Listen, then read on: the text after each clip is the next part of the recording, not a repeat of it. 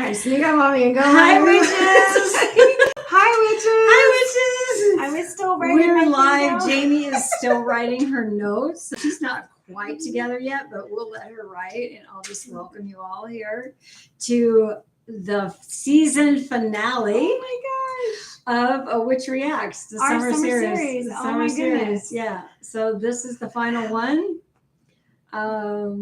It's been really fun meeting with you guys every Thursday night and talking about the things that we see and read on social media, the questions that people ask and our reactions to those. It's been interesting, the things that have come up. Hopefully you guys have learned some things. I think I've learned a few things along the way. I have learned some stuff. Tapping into that online world of what people put out there for witchcraft stuff. It's like, whoa. It can be a little crazy. So while Jamie finishes writing her questions, I'm going to say, hi, Tracy. Hi, Shelly. So glad to see you all here with us tonight. Oh, man. All right. So we said our hellos. We're going to get started right away at 7:01. If you're joining us, well, welcome. Welcome. Okay, so last week Jamie went first. Hi, Kay Hopper. Last week Jamie went first, so this week it's my turn. And here is my question for Jamie. Okay. What are the benefits or purpose of hanging bells on the front door? Okay. All right. This is interesting. So I've seen this, and people call them witches' bells or something to that effect. Mm-hmm. Number one, I would say that sound alerts us. So if you live at home alone, like I did that when I didn't have a dog or a husband, and it was just me and my kid and we lived alone, things that make noise at your door alerts you that somebody's trying to come in. So first off, it's protection in that sense, right? So if it's witches' bells, that's fine. But it's a sense of protection because you are setting a boundary, and whatever moves or comes through that front door, if you think it could be a bad spirit, a good spirit, or a person, you're being alerted.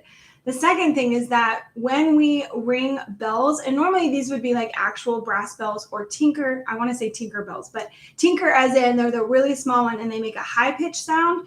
The sound is a sound cleansing so that each time the door is open and shut, whatever energy is brought in and out of that room is cleared with the sound of those bells. I love your answer. So I have a little more. I love it. Yes, tell me more. So what I've read, now I personally don't subscribe to this belief, but what I've read about witches' bells, and that's what they're called, when you hang this set of bells on your door, on your front door, they call them witches' bells. And a lot of time they're in a pretty little wreath and they're hanging, and they may have some other things. Like a rune or something. They're really, so I really like the aesthetic of them. I think it's very cool. And I love something on the front door myself, because like you said, when someone comes through the door, I live alone. I do have a dog who seems to hear everything, but what if he was like totally zonked out and then someone came through my front door? So I like that idea. But here's what I've heard or read. One of the things I read when I picked up on this question was to ward off evil spirits. Okay, so I'm going to say that I choose not to believe in evil spirits, but that doesn't mean that negative energy can't come through that door. And so the way that I understand with sound, of course, is vibrational, and we can use sound to disrupt. And so, so I think it would be beneficial. I could see using the bells as a disruptor of any negative energy, or kind of like a clearing, like you would do with maybe singing bowls, where we just like this noise, like ding, because I think that negative energy. Well, I know we had this experience in your house not long ago, where she went around the room with her singing bell. We were getting ready to do a singing bowl, a reading, and how do you say that? The Akashic records. We had a friend, Akashic records. So I had a friend over who was doing an Akashic record reading. That's record reading for us, for the two of us, and what Jamie did was to clear any energy from the room, and she went around the room with her singing bowl and was like doing the singing bowl. And she got to a corner of the room, and she did like this, and it just stopped, like abruptly. The sound like hit a wall. It was weird. And then later on that night, she discovered that there was a light out over there. So again, you see the the correlation between the energy picking up on something that's off, if you will, in its environment. So I think that the witch's spells for the door would be a good thing for just as a vibration to ward off not evil spirits, because I personally choose not to believe in evil spirits, but negative energy. Yeah. When you put the word evil on stuff, it's really a fear word. You're enticing fear in others and in yourself, and you're letting that start to rule your decision making. But negativity is real. You know, things that don't make you feel great, that's real. And sound cuts through air, and that's what clears the air when you do singing bowl. And when you do sound healing, it's the same. That would be the same Principle. Ball game, you know, like when people talk about what's this in this arena. I'm trying to find a sports term. It's in the same play area. I don't know. on the same it's playground. In the same book. It's on the same book. The singing. It's the same chapter of Witchcraft. There you go. Yes. The sound cleansing. Yeah, sound is a really great energetic way to. It's a way to connect with sound. I mean, we went and did a singing bowl like meditation one night. It was really lovely. It was lovely. It was an hour long. It was an hour long, and everybody. The only thing was people snoring and farting. People fall asleep because they're so relaxed. I don't think they farted, but they definitely snored. And I was like, I'm distracted now. I can't relax. It's not just, there were also wheezing. So some people, and you're close. So you are really close. You're like in kindergarten where you lay right next to each other. Yeah. Have you guys ever have done? Have you ever gone to a sound healing meditation? Check it out really time just to experience it. Find a Groupon for it and go with a friend and just experience that, because it was really lovely. It's just some of the people I could have kicked them because I think the guy next to me was like snoring, and I'm like, sir. And he passed out at like 5 minutes in, and it's an hour long. So you're just like, I'm not hearing this. I'm not hearing this. You're totally trying to get it. Yeah, exactly. You're trying to get in your own vibe. And nobody wakes them up. I was like, I wanted to like nudge. Yeah. I wanted to kick him. It's still but wonderful. That wouldn't have been very nice. So I didn't. Okay, next question. Let's just say hi to everybody who's joined us. Joe Ellen, lovely to see you. Thank you so much. We miss you. Ashley, hello. And Ashley says they have them on their bedroom. So she knows when your husband's coming in at night. Yeah. Uh-oh. If he were asleep. I'm not sure what that means. It's like, let me pretend like I'm asleep. Honey, I have a headache. She's putting words in your mouth. I remember when I was married, and sometimes I'm like, I'm sleeping. Don't bother me. I think it's more like somebody coming home later, like my kid. We have, like our outside camera dings, and my husband keeps his phone on. So of course, if he comes home late on a Friday or Saturday, the room lights up because it's his phone that like lights up, dings the whole thing. It's like an alert. It's like, damn it. We don't need to know. We can look at it in the morning when he comes in. Like, it's fine. And those doggone raccoons are disturbing your sleep too, aren't they? Let's don't get started. Okay. Yes, he comes home late from work. Okay, he comes home at 1. That's what I thought, Ashley. I feel you on that. I understand. Thanks for clarifying, Ashley. We appreciate. We now know you're in a happy marriage. Yes. All right, mine's really odd. I have not seen many witches talk about ghost hunting, you guys, but I actually found a post about ghost hunting. So here's her post. Ghost hunting. I'm going ghost hunting later tonight, and I want to harness the energy of the ghosts. She didn't specifically say what energy she wants to harness to show them, the ghosts, that she's not a threat, but she wants signs from them. So she doesn't want so much protection or whatever she's about to ask for that she can't receive signs from the ghosts, but she also wants them to know that she's there for like good stuff, I guess. So she asks, what spells or rituals can she do to cleanse her energy before going? So that was interesting. I was thinking it was protection, but it's cleansing herself. If she's going to go on a ghost hunt, which I do believe that there are spirits and there are ways to see things. I believe in the phenomenon. Yeah. There are spirits that get There's stuck spirits, here. yeah. We, you I know, mean- we know that from, well, if you read Michael Newton, you'll know that from Michael Newton, that there are Yeah. spirits who get stuck here. And it's not like evil ghosts and stuff Yeah, like that. they're Like not evil. ghost hunting is another way to say looking for paranormal activity, which I 100% agree Yeah. with. I think that's Yeah, fun. I agree.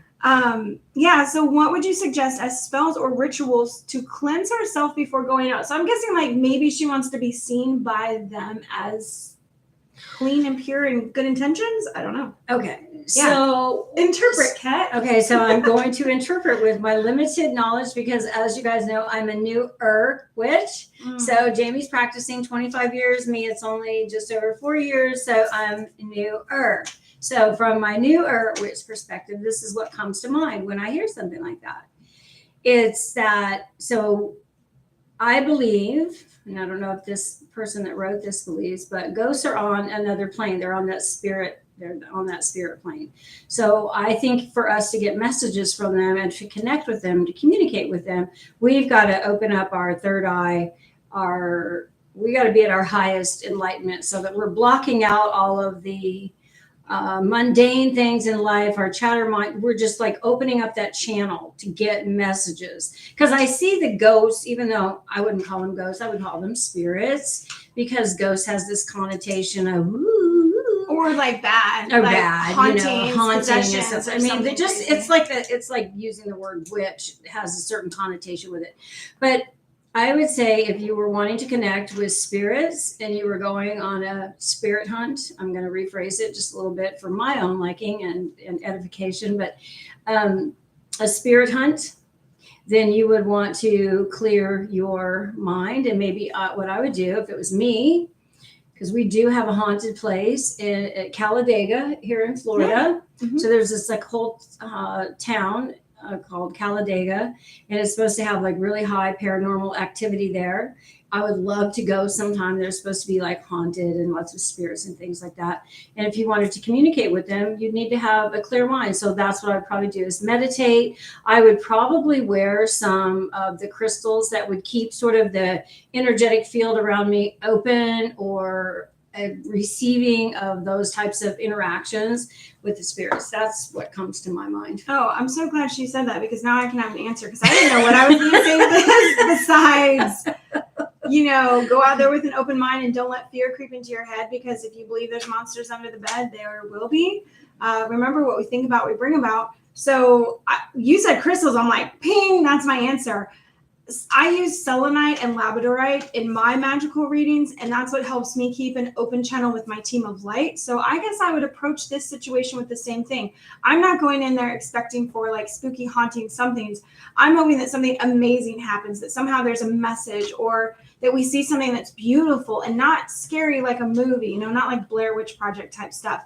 So yeah, that's my answer. I'm like, if she wants a cleansing, I wouldn't even do necessarily a ritual. I would just like put on certain jewelry, or then tell myself like, I'm going into this with a purpose. I would set my intention for the experience, There you go. and then go with it and just see what happens. Because if we shift from fear to joy, the experience is going to be totally different. If we feed that fear, you're going to find more fear in it. You're going to find things that look scary, feel scary. Everybody else is going to be scared. You're just going to follow right into that. But if you go in with it like very happy, very joyful, hoping to make a connection that feels more authentic, that is more spiritual rather than spooky, I think you'd have a good time. I love that. Now I'm curious. I love that. I Yeah. think we should make that trip to Talladega sometime. Talladega. I really do. Yep. They have events there. I Oh, by just the read- way, we signed up for the Del Rey Witches bike ride That's a lot to say. in October.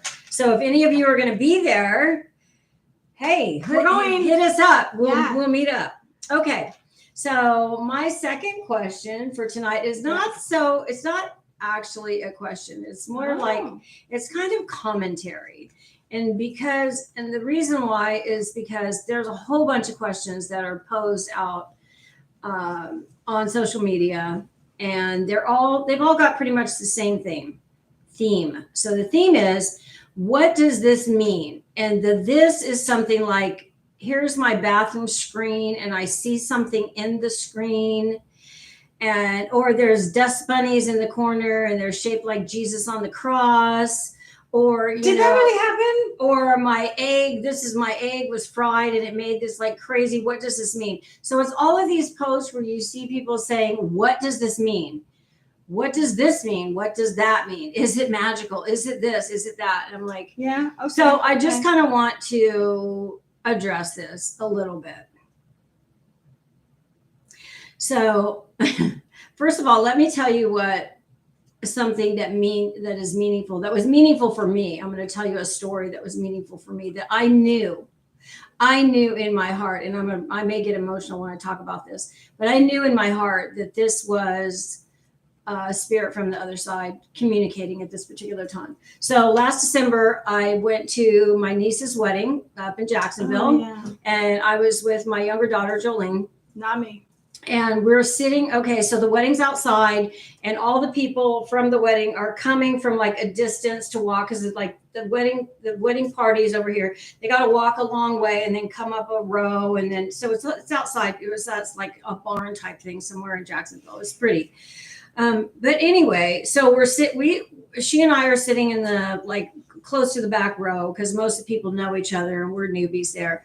And on the table at the front are a couple of family members who had passed away. One of them was, I guess it's my brother's my half brother, Mike. It was his niece. I never met her, but she committed suicide that May. So this is December. She committed suicide in May. She was like 26 or 27 years old.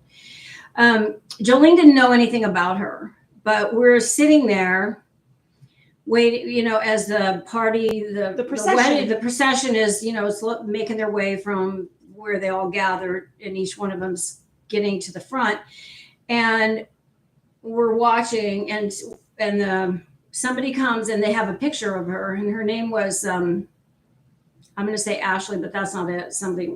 Amelia, her name is Amelia. And he's holding a picture of her in a picture frame of her. And right at that time, when we turn around and look, here comes this butterfly over my shoulder, over the back of us, flies up, goes around the table where the pictures of the family members who were departed or passed are on, and Ashley's, and flies around that, and then goes off and then comes back. And I was like, and so while this is happening, because Jolene didn't know who this was. While this is happening, I'm telling Jolene the story of the girl who passed away in May and who committed suicide. And we just knew, as soon as we saw that butterfly, we knew that she was there. And later on during the reception, I told her mother about it.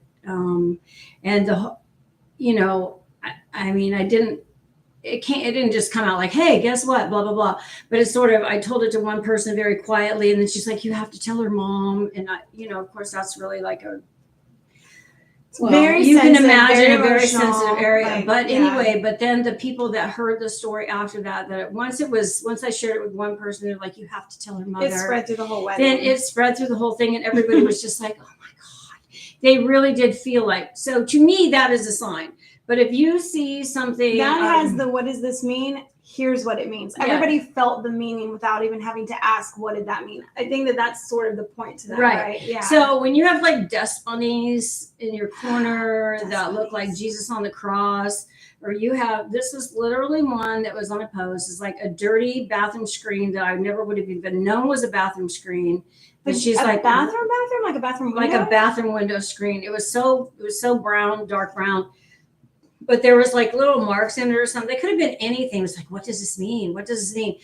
Well, a lot of times it doesn't really mean anything. I think when messages come to us from the other side that we know. And so all of these questions about, there's my toast has a baby Jesus on it, or, some like crazy, like some crazy ass shit like that. And like, it's just so... There's a lot of it, you guys. And I guess I took a really long time. It's not really a question, and it's more like commentary. But what are your thoughts about all the people who were like, what does this mean? And it's literally everything. It's like, look in this glass. Look at that. What does that mean in there? It's foam. Actually, when my husband and I when he was courting me, We started a lot of different, well, specifically one bar really close to my house. You'd always come up and see me. And in our glasses, when a beer glass is cleaned the correct way, the foam makes different layers, right? So there's this whole science to beer, foam, all the things. I used to look for animal shapes in my foam, and I would find them, and I'm like, I got an elephant, I got a llama, I got an alligator. And I loved that. It was not a sign of anything other than I'm looking for stuff, right? So there's that with that. But what really needs to be spoke about is for everybody asking, what does it mean? If you don't have an inkling, if you don't have a little nudge from the universe of like, oh man, that's a confirmation. Oh, I was already thinking about that. Oh, I just sent that. If there's not one of those, it really is probably nothing. But when something's already been on your mind, you've been thinking something, or you know that this animal, thing, book, word, car was special to somebody that you lost, or there's a connection. If there's not a connection to the thing, it's a coincidence, or you're looking, coincidence, that sounds weird to say, but it's where you're trying to find meaning in things that are not special to you. So you don't have to ask why. It doesn't mean anything to the other people when you're posting it online and you're like, what does this mean? I don't know what it means. What does it mean to you? I don't know. Listen, I'm still very intrigued. If there's really a dust bunny Jesus on the cross, I really need to see it because that's just too cool. Just saying. But if you find I made that up. But I'm so disappointed. I just made it up, but it's just like there's so many silly things true. like that. That's too. There was 3 yolks in my egg. What does it mean? There was 3 yolks in your egg. I mean, I don't know. What does it mean to you? You haven't That's the thing. Okay, so that's the thing. When we build our language with our team of light, with the other side, with whoever we believe is connected to us, talking to us, whether it's our higher self, God, source, the one, the power, whatever it is, that connection leads to building a language with them, right? So you have this language that you build over time with your people on the other side, person, God, deity, whatever it is. But you have to tell them, this means something to me. So when I see a butterfly and I light up, they're like, she likes butterflies. If I see a robin, I haven't seen a robin in forever. I don't live in Kansas anymore. When I see a cardinal, I light up because that's the bird that represents my father passing. So I have signs for things like I love hummingbirds. That's a sign of me and my husband's love because one of our best experiences ever was at the San Diego Zoo. And we had a hummingbird that just stayed with us for like an hour. And it didn't care that we were there. It was like, I just put my hand out, still hover. I'm like, oh my gosh, she just is there. It's the most magnificent thing ever. So we have our little special secret language that means stuff. Every single person should have their own special secret language, whether it's with their guides, their deity, their people, when you cross over, whatever it is. The signs mean something to you. They don't mean the same thing to everybody. So build your language with your other side people or with your family. And that's when you know when you see signs from them. I think I said that all. I think I explained all of that correctly. And I have a really great picture, you guys, that I can't show you because it looks terrible on screen. But I'm going to put it in our Facebook group. Hopefully you guys are all in that group, the New Witch Academy Facebook group. But anyway, I'm going to post it there later tonight because it's pretty wild. So it's from 13 years ago, and it is a picture of a woman in a tree. And what I mean by that is, it's a portrait. You know how they cut off a limb of a tree, and then you just sort of have this like circle oval place where then it's kind of where the limb was, and they cut it off. So there, 13 years ago, my niece, I guess you would call her my niece, was living in this rental property, and she's like, there's a face in my tree. And I'm like, what? So I go to her house and we're looking at it, and what happened over about a 24-hour period of time is that the face in the tree became very defined, and it was her aunt. I was like, that's Carrie. Carrie had passed away probably 10 years before that. It was definitely Carrie. And I will post this in our Facebook group tonight. There's like 3 pictures that I took of it, and you will clearly see. Do you have a picture of her? Of Carrie? Yeah. No, there is a post where there's like her picture and then the tree picture. Oh, okay. One of them have it. Find one of those old posts. I think that must be on Diane's page or something. So, Yeah, remarkable. it's Remarkable. I've never seen anything like that before or since. But what happened with this image in this spot in this tree where the limb had been cut is it came in really clear and then it faded away. So it was like literally like, oh my God, that Yeah. is definitely her, like reaching out for letting us know she's there, she's okay. I get chills now, even now, because I remember how it was It was a big deal for the it was whole a family. really big deal for the whole family because she died. In She Mexico. died young. Yeah. She died as a young. She was in her 30s. She was a young mother. She was my best friend's sister, and She was away on vacation, and so the whole thing was just really shocking. You know? yeah, she was on throughout the vacation in family. Mexico and got into a car accident and died there. Yeah. At a young age and left behind two young kids. One of them was only 8 years old, which was my daughter's best friend. But anyway, I'm going to post the picture tonight. So that kind of thing, like I feel like when there's signs, when there truly are signs, like Jamie said, you know, or you have a feeling. So to just constantly ask questions about what does this dust bunny mean? What is this? My egg broke this way. What does that mean? You know, like I was like, come on. Yeah, I think it's when you are looking for other people to tell you what your signs mean, then it's not your sign. Yeah. If that makes sense. That makes sense. Okay.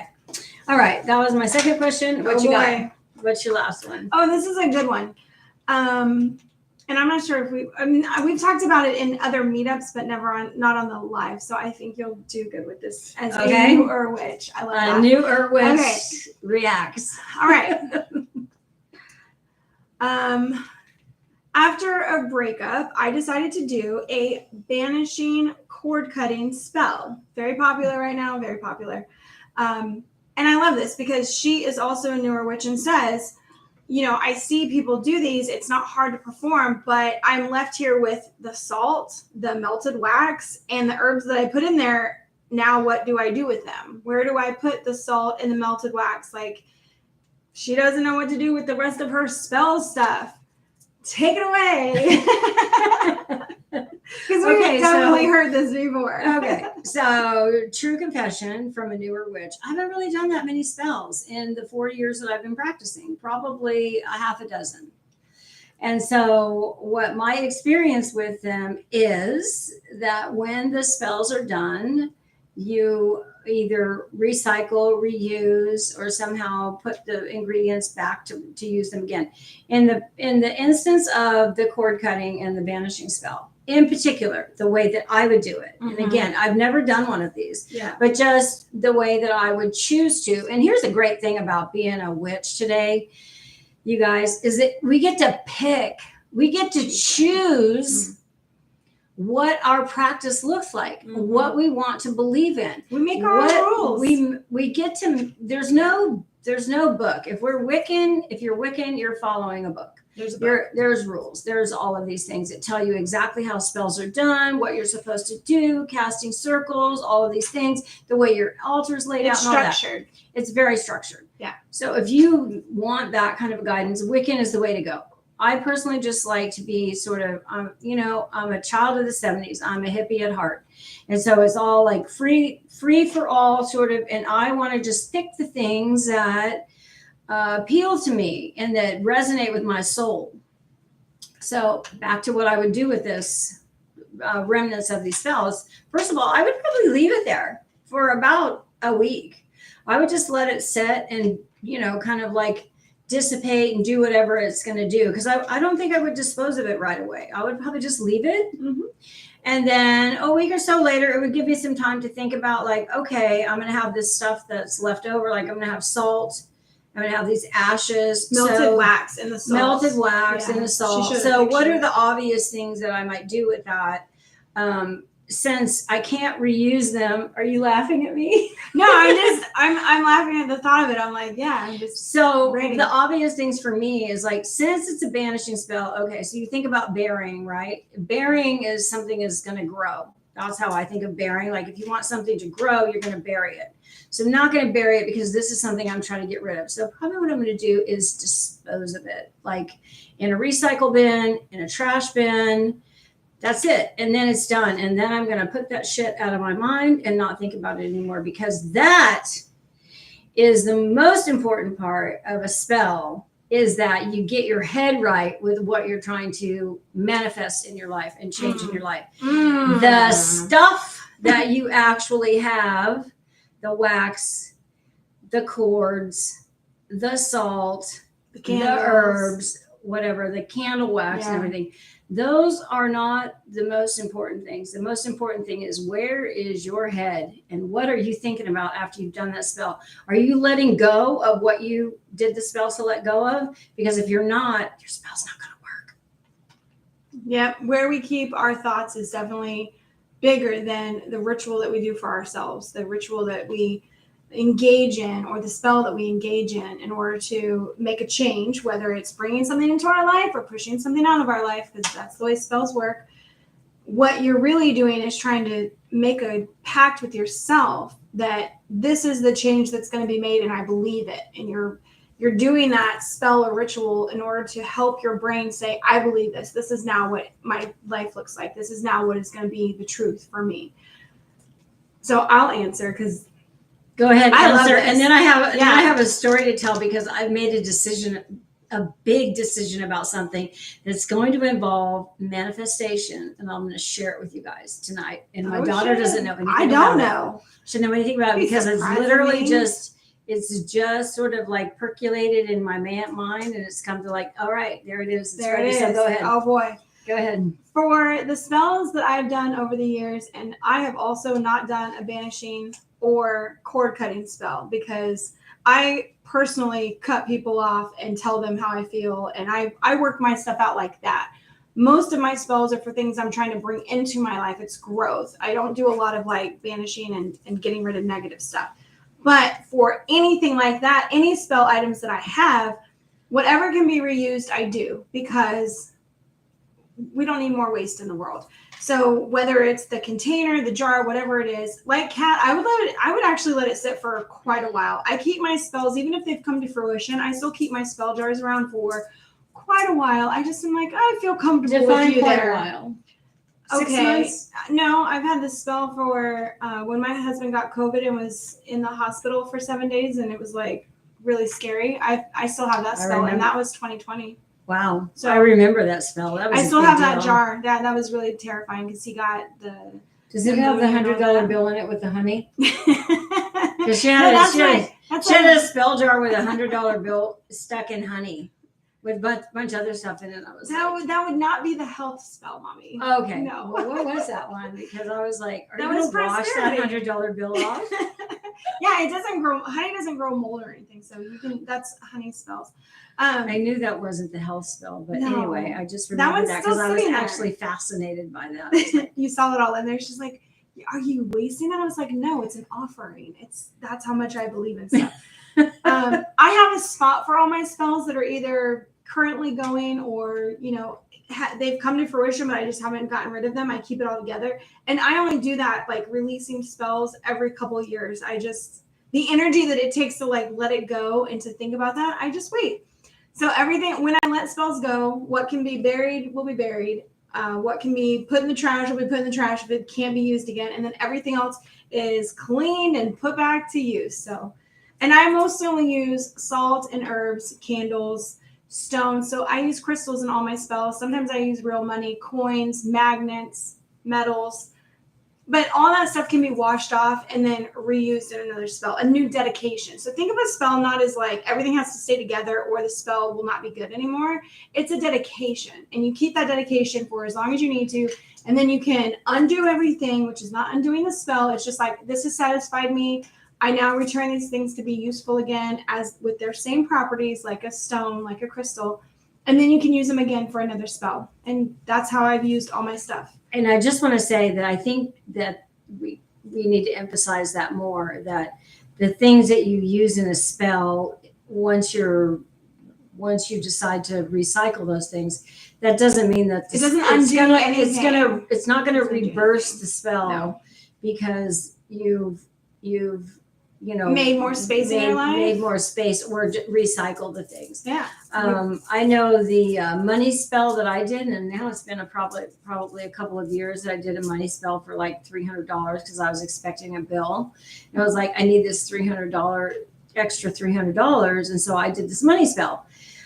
The jar with the money in it that was part of that spell is still sitting in my prosperity wall. I mean, the crystals and things, but the money, the actual jar that itself, because I had money in a jar, now we go add stuff to it, is still sitting out there. And that was like 2.5 years ago. So why ask me about my $100 bill and honey? Huh? Because there's probably only like $20 in there and a whole bunch of change.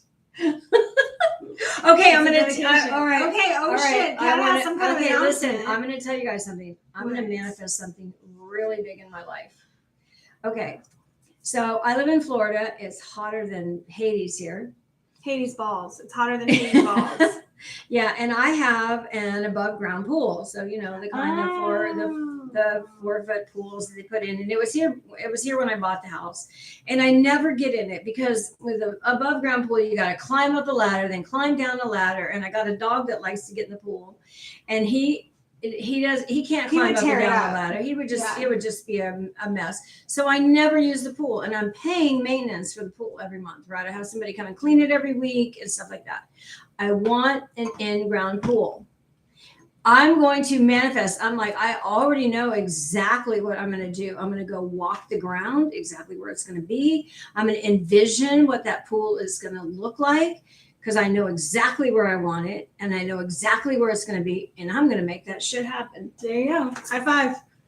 I'm ready. Watch. I'm ready to come swim at your house. Yeah, because it doesn't have to be a big ass. Jamie's got a big ass pool. I didn't put it in. I bought the house. She's got a huge house, so she has a huge pool to go with it. It's not a huge house. Whoa, okay, whatever. Anyway, but it is a really big pool for Florida. But I have a smaller backyard. I don't need a big giant pool. And pools are really expensive in Florida, especially since COVID, because everything got super expensive since COVID. So it's not like, everything. But anyway, I just decided, like, you know what? I'm gonna bring that vision to life. Is what do you have it like a time frame? So right now we're at the very end of our summer series. By the beginning of next summer series, end of next summer series. I actually haven't set what I've decided is though that I'm going to go out into my yard and I'm going to walk the yard and I'm going to mark where that pool is going to be, and I'm going to in my mind I'm going to visualize what that pool is going to look like. Yeah. What my yard's going to look like when the other pool is gone. I'm going to put a big tree in there because we need more trees.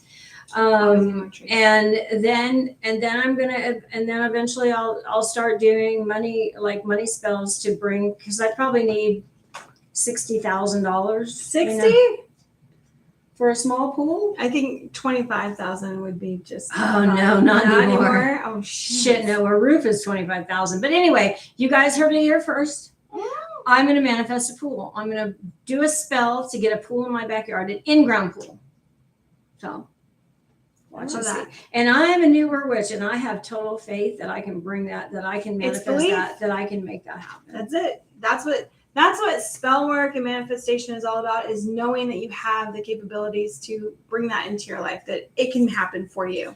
That's it. And the important part of that, the very important part of that is, what do you believe? Do you believe you deserve that pool?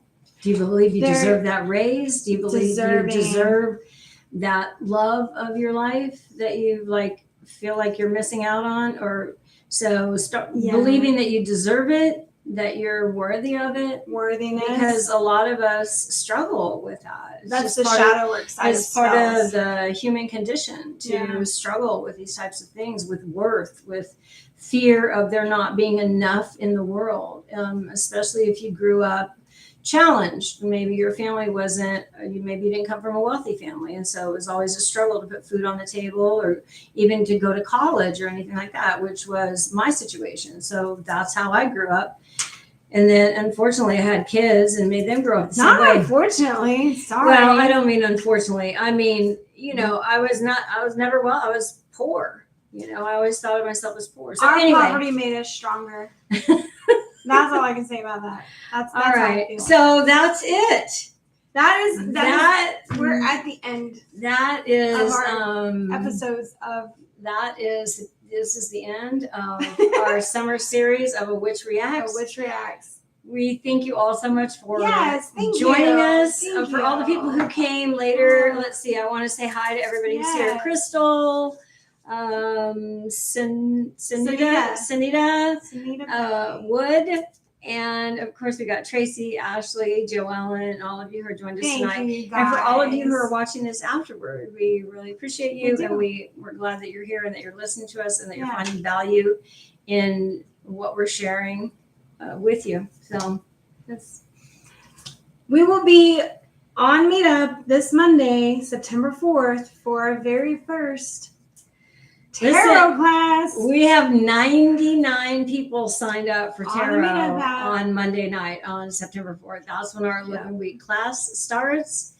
And I'm so excited. I've learned so much, and I keep learning like every day. I keep studying the tarot and just thinking and spending time meditating with it. And it's like, wow, I really like tarot a lot. We always have, but now we've gone like, maybe I was at level 1 or 2 where there's my kid coming in.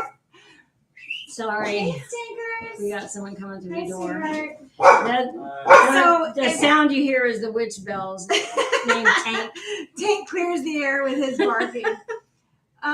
If you've been using tarot a long time, and you're probably at a level 1 or 2 because you're able to use it and it works for you and you don't have to do any more. That's how I was. But to do a dive like we did to make this tarot course, now I feel like I'm at a 4 or 5. Like I could go to a tarot conference and compete with some people because now,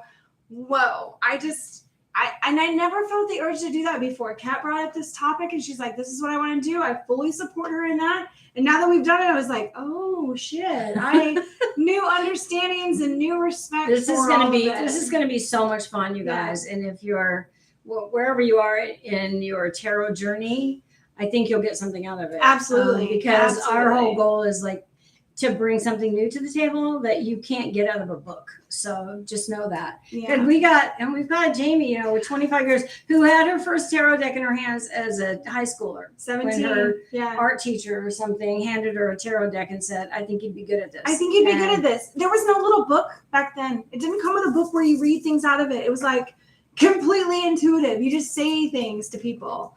That was wild. All right, you guys. See you on Monday. And if not, the videos will be loaded up every Tuesday for the tarot course for 11 weeks. All right? Yes, Ashley, there is. Ashley, you want to have your tarot deck in front of you. Your tarot deck, which hopefully you're using. Get the Rider-Waite Smith. Did I say that? Rider-Waite Smith. Sorry. It's okay. Just the standard deck. That's the deck that everybody learns from, and a notebook. You'll want a notebook. Yes. And there'll be homework and questions and, reflections and stuff. Got all that stuff. Okay. We're very excited. And Ashley, if you don't have it by Monday, it's okay because the only thing we're going to cover the Fool on Monday. Yeah. So we're going to do some introductory stuff, history stuff, what the class is going to be about. We're going to talk about Pamela Coleman Smith, who's really important, and you guys will understand why when we talk about her on Monday. And then we're going to start with the Fool, and he's going to start our journey through the tarot. The journey through the tarot. Wow. All right. See you guys Monday. All right. Have a great weekend. Bye, you guys. Bye, witches.